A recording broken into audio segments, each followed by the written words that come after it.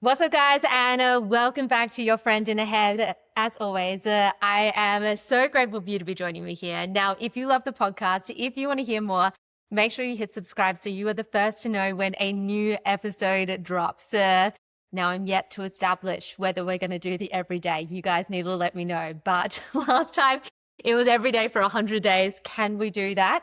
Or can we do even more? You know, I am someone who is a high performing individual and I'm all about pushing that life. So let's see where it goes. Now, today on the podcast, I actually put it out to you guys about what sort of things you wanted to be hearing on the podcast, what you want to be talking about, which I am always open in the DMs. So go and message me or drop a comment below about anything that you want to be talking about on the podcast too. This is a space for the girls. And so if you've got something on your mind, if you want to have a yap, I want to have a yap too. But today I really wanted to talk about the topic of how high functioning women are burning out without calling it burnout. Now, one thing that I really see a lot of and have experienced many times in my adult life is burnout. And I think for people who don't quite understand what burnout is, it can look different for every single woman. And I don't actually believe that there's an overarching, this is the symptoms of it, this is burnout, this is when you're at your max, because I think that every person really deals with things in life in such a different way. And some people can have the most things going on, the most crazy amount of things on their plate and still be a high functioning individual. Other women might have a lot of things or a couple of things, but it's all consuming for them. And then it causes them to burn out. And so I really want to normalize in this conversation that the red flags for each and every person are going to be completely different, but it's about deeply understanding your body and deeply understanding the signs of that you're just not coping and you're not dealing with things. And that's what I really want the definition and the overarching conversation to be about. I at the place right now where I'm just not dealing with things the way that I should, or the way that makes me feel really aligned in life? And I think that's an important question to ask every woman. And I think when women are thinking about their every single day life and the expectations of what you're meant to achieve as a human these days, it's really fucking high. There's a lot of things that are expected of women to be higher performing individuals. And for every single woman, that's going to look completely different. It can be work expectations, it can be children, it can be family, it can be running a household, it can be body recomposition, building the baddie bod, it can be nutrition, it can be all of these things all at once, right? And so the expectation is that you're high performing on all of these things at all times. And for sure, you can, as an individual, deal with a lot of stuff for a period of time. However, you can't be thinking of your life as a sprint because you are going to get to a place of burnout.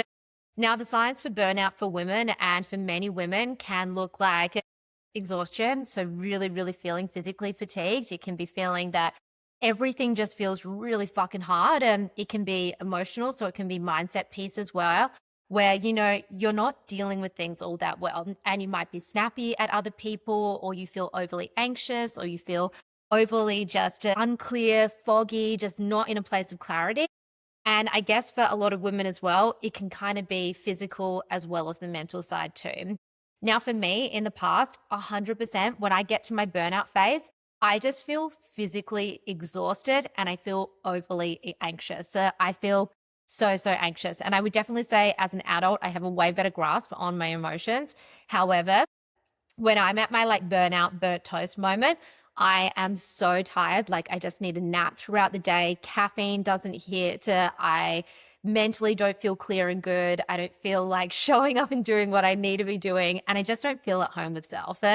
And for so long, I used to resist that. Like I was like broken and I would just keep on pushing it, like have more caffeine, like train more, like get up earlier and just push. But now as an adult who is so in tune with herself, when I start having those red flags, I recognize that I actually need to take a little pullback so that I can propel forward.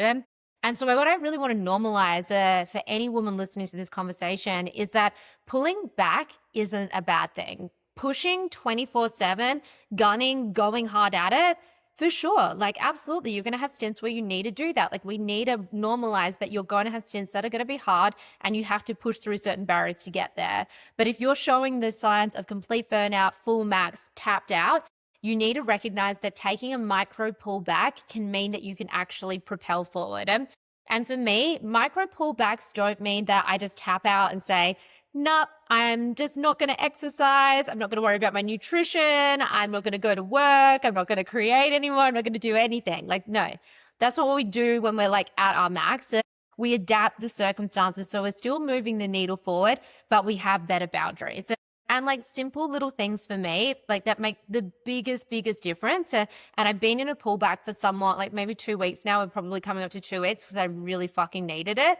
Was that I just don't set an alarm in the mornings. I mean, I have certain gym classes that I definitely set for, but I won't set an alarm for dedicated mornings. So I get additional sleep, making sure that I go to bed a little bit earlier, making sure that I eat earlier so that my sleep is really protected. Like sleep is my biggest thing for me.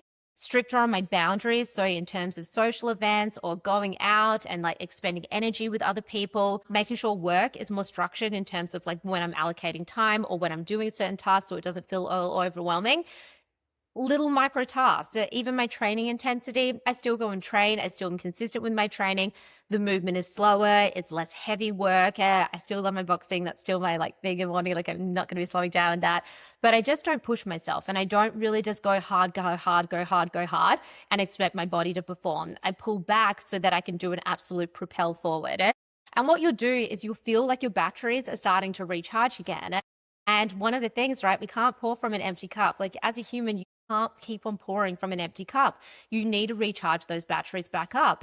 And so doing things like a slower start in the morning, like the other morning, like after a big day of work, I had a slow start. I drank my matcha in bed. The sun was like creeping in through the morning. It was a slow, easy start, slow into the day, removed the pressure. That was so good for a recalibration for me. It was so necessary so that I could then be productive from that lunchtime onwards and get the afternoon stuff done.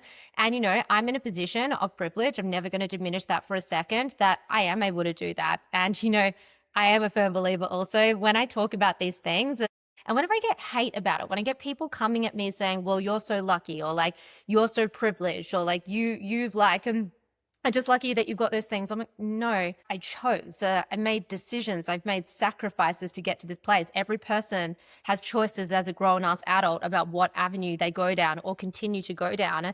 And so if you want to have the situation where you can wake up and not have an alarm and sit and drink your matcha and have a slow start to the day, then be willing to hustle, like be willing to sacrifice, be willing to like go hard on your goals to be able to do so, because like that is a privilege. For me, that's a privilege. Like I have spent years working 9 to 5s, working multiple jobs at once, scaling, educating. Like I still do massive amounts of hours. Like you guys would die if you knew how many hours I work. But if I take a little micro back, like don't be judging me. No, like no, if you want that, you got to be willing to do the work that gets to that point. I'm going to give that red hot tip there. But in terms of like doing that, whether that's on a weekday or on the weekend, like that's the type of shit that will really make you feel yourself.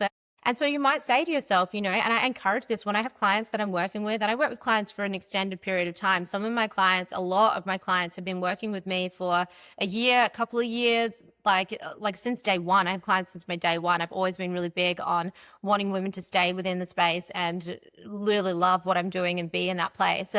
But when I knows that they're showing the signs of that they've got too fatigued or they're not performing and they're struggling, I say, let's do a deload. Let's pull back for a couple of weeks. Let's strip your training back. Let's do 3 sessions a week. Let's bring your calories up and give you a little diet break. And I do the nurturing. Like Mama Hen does the nurturing of my babies. And like that's sometimes just that outer party just saying to you that it's okay to do the little pullback so that you can do a propel forward.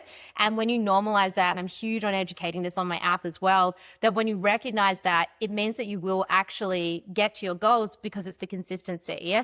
And so if you're feeling at the moment that you are showing red flags, maybe you are snappy, maybe you are not focused at work, maybe you're downing yourself, maybe you are feeling extra bloated, your body's going to be giving you signs as well, like it's going to give all the signals. Maybe your training intensity's gone down, or you're not even training, you're not feeling aligned or good. ask yourself, like, have I been going hard for a really, really long time? Am I holding an emotional tax for whatever reason in life that just feels a little too much for me at the moment? Like there's too much on the hot plate at this second. And what can I do to just turn the heat down slightly, pull back so that I can propel forward? And that might mean, staggering your training sessions so you have 2 mornings that you sleep in instead and you increase your steps for those volume days. It might be, increasing your calories. You've been on a diet for a really long time, adding more food in, adding that fuel because your body needs it. And more than that, your mind needs it. It needs that additional support. It needs that power. Is it protecting your boundaries, saying no to social events and saying, you know what, the weekends are sacred for me at the moment. I need to just lie in bed, read a book, recharge the batteries. And when you start doing that and start understanding and working with your body instead of punish 24/7, your body will give back tenfold. And like even me this morning when I woke up, I did actually go out on the weekend. Not anything ragey. We were like home by it was a dinner and then we went out for drinks, but I was so tired.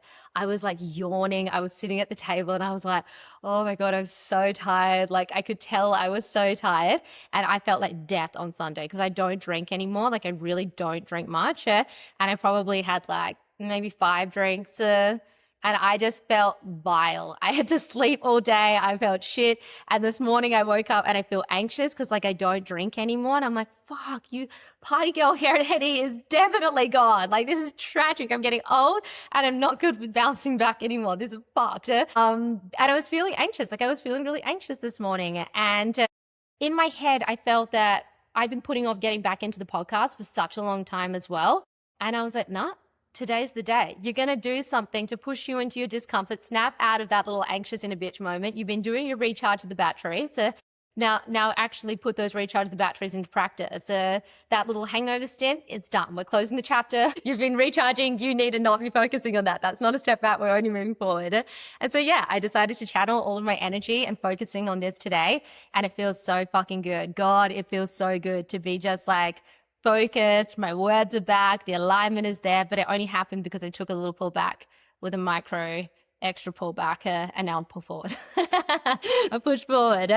But I'm sending extra big love and extra strength to anyone that is not feeling at home with themselves today. And a reminder, it's okay not to feel okay. Extra big reminder. It's okay not to feel okay. It's not okay not to do anything about it.